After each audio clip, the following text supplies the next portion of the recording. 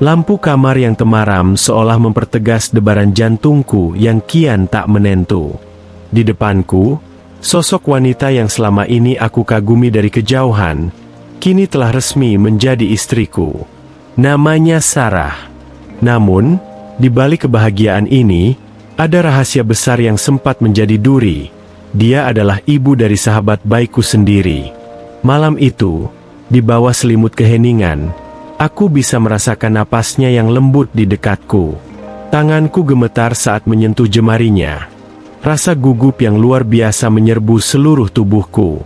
Ini adalah malam pertama kami.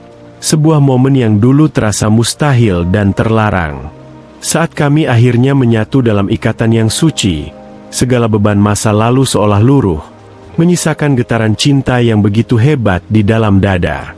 Malam itu bukan hanya soal penyatuan raga, tapi sebuah pembuktian bahwa cinta kami yang dianggap tabu, akhirnya menemukan pelabuhannya yang paling sah.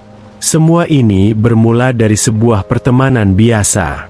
Namaku Randy, dan sahabat karibku sejak SMA adalah Satria. Kami hampir tidak terpisahkan, sering menghabiskan waktu di rumahnya yang besar namun terasa sunyi. Di sanalah aku pertama kali mengenal Tante Sarah, Ibu Satria. Saat itu, aku melihatnya hanya sebagai sosok ibu yang ramah, cantik, dan sangat berwibawa. Dia adalah seorang wanita karir yang tangguh, namun selalu punya waktu untuk menyiapkan camilan bagi kami yang sedang sibuk bermain game atau mengerjakan tugas di ruang tengah. Seiring berjalannya waktu, kekagumanku berubah menjadi sesuatu yang lebih dalam. Itu terjadi saat aku mulai memasuki bangku kuliah. Satria sering pergi keluar kota untuk urusan organisasi, dan aku, yang kebetulan tinggal tidak jauh dari rumah mereka, sering diminta tolong oleh Satria untuk sekadar mengecek kondisi ibunya atau membantu memperbaiki sesuatu di rumah. Dari sana, interaksi kami menjadi lebih intens. Kami mulai sering mengobrol tentang banyak hal, mulai dari buku, pandangan hidup, hingga luka lama yang dia simpan rapat-rapat setelah suaminya tiada bertahun-tahun yang lalu. Aku menemukan sosok wanita yang luar biasa cerdas namun haus akan kasih sayang yang tulus. Dia tidak melihatku sebagai anak kecil atau sekadar teman anaknya, melainkan sebagai pria yang mampu memahami sisi rapuhnya. Aku jatuh cinta pada kedewasaannya, pada cara dia tersenyum meski sedang lelah, dan pada aroma parfum mawar lembut yang selalu mengikutinya. Aku tahu ini salah. Aku tahu ini adalah cinta yang terlarang. Bagaimana mungkin aku mencintai ibu dari sahabatku sendiri? Namun, perasaan tidak pernah bisa memilih tempat untuk tumbuh. Ketegangan mulai memuncak ketika Satria mencium ada yang tidak beres. Dia melihat caraku menatap ibunya, dan caraku selalu bersemangat jika diminta datang ke rumah mereka. Suatu malam, konflik pecah. Satria menghampiriku dengan amarah yang meledak. Dia merasa dikhianati oleh orang yang paling dia percayai. Aku hanya bisa tertunduk, tidak bisa membela diri karena apa yang dia tuduhkan adalah kebenaran yang nyata. Hubungan kami retak seketika, dan aku dipaksa menjauh dari kehidupan mereka. Namun, cinta ternyata memiliki jalannya sendiri. Selama berbulan-bulan kami tidak berkomunikasi, Sarah justru merasa ada ruang kosong yang besar di hatinya. Dia menyadari bahwa kehadiranku telah mengisi kesepian yang selama ini dia sangkal. Secara sembunyi-sembunyi, kami mulai bertemu kembali. Kami berdiskusi panjang tentang konsekuensi yang akan dihadapi. Dunia akan menghakimi kita, Randy, ucapnya suatu sore dengan mata yang berkaca-kaca. Aku memegang tangannya dengan erat dan menjawab, "Aku lebih takut kehilanganmu daripada kehilangan muka di depan dunia." Perjuangan kami tidaklah mudah. Kami harus menghadapi cemoohan tetangga, pandangan miring dari kerabat, dan yang paling berat adalah restu dari Satria. Butuh waktu hampir 2 tahun bagi Satria untuk akhirnya melunak. Dia melihat betapa ibunya menjadi jauh lebih bahagia dan bercahaya sejak bersamaku. Dia melihat bahwa aku tidak hanya mencari kesenangan, tapi benar-benar ingin mengabdi dan menjaganya.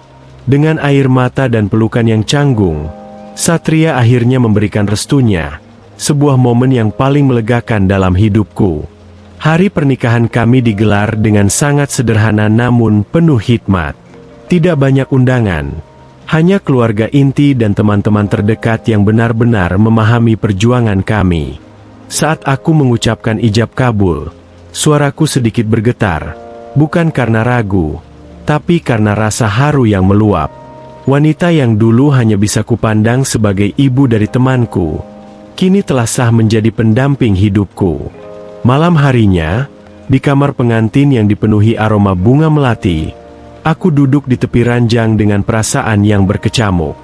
Debar jantungku terasa seperti tabuhan drum yang sangat kencang. Aku melihat Sarah masuk ke kamar. Dia terlihat sangat anggun dengan gaun tidur berbahan sutra putih. Usianya yang terpaut jauh dariku seolah sirna tertutup oleh pancaran kebahagiaan dari wajahnya. "Kenapa diam saja?" tanyanya lembut sambil duduk di sampingku. Aku menoleh, menatap matanya dalam-dalam. Aku hanya masih tidak percaya. Akhirnya kita sampai di sini. Aku sangat gugup. Aku mengaku dengan jujur. Sarah tersenyum, senyuman yang selalu mampu menenangkan badai di kepalaku. Dia membelai pipiku dengan jemarinya yang halus. Aku juga gugup. "Randy, tapi kita sudah melewati badai yang paling besar. Malam ini adalah awal dari kedamaian kita." Kata-katanya membuat dadaku semakin bergejolak. Namun kali ini rasa gugup itu bercampur dengan rasa cinta yang membuncah. Dengan sangat perlahan dan penuh kelembutan, aku mendekatinya. Setiap sentuhan terasa begitu sakral. Malam itu, kami akhirnya bersatu dalam ikatan suami istri yang sah. Segala keraguan yang pernah ada, segala rasa takut akan penghakiman orang, seolah menguap saat aku merasakan kehangatan dan ketulusan cintanya. Kami melakukannya dengan penuh rasa hormat dan kasih sayang. Sebuah perayaan atas kemenangan cinta yang telah teruji oleh waktu dan tantangan. Hidupku berubah total setelah malam itu. Aku bukan lagi sekadar Randy yang bingung akan arah hidupnya. Aku kini adalah seorang suami yang memiliki tanggung jawab besar untuk menjaga kebahagiaan Sarah. Meski perbedaan usia kami seringkali menjadi bahan pembicaraan orang di luar sana, kami memilih untuk tidak ambil pusing. Di dalam rumah kami, yang ada hanyalah saling mendukung dan saling melengkapi. Aku belajar banyak tentang kehidupan dari Sarah. Dia mengajariku bagaimana menjadi pria yang lebih sabar dan bijaksana dalam mengambil keputusan.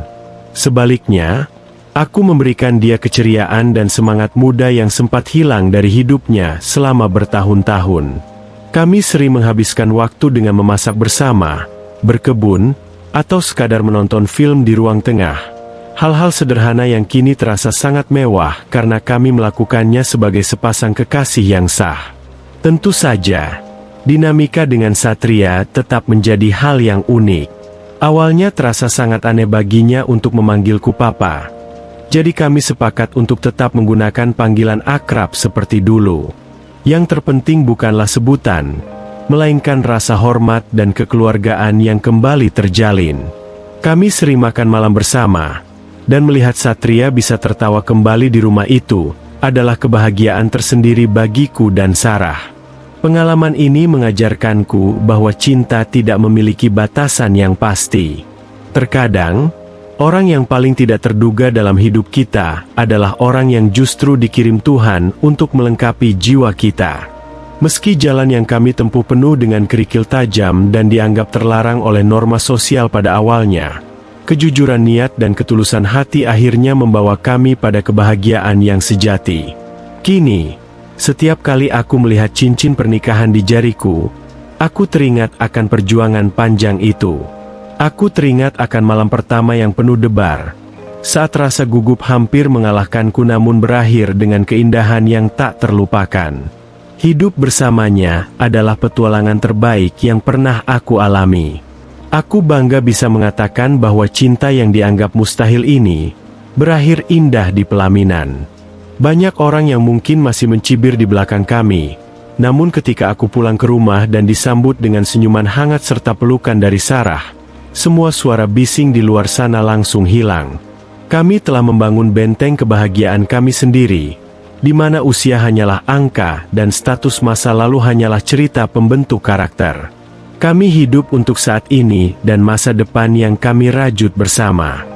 Kisah cinta kami adalah bukti bahwa tidak ada yang benar-benar terlarang jika cinta itu datang dengan niat yang suci dan perjuangan yang tak kenal lelah. Aku mencintai istriku, bukan karena siapa dia di masa lalu bagi temanku, tapi karena siapa dia bagiku saat ini, belahan jiwaku, guruku, dan pelabuhan terakhirku.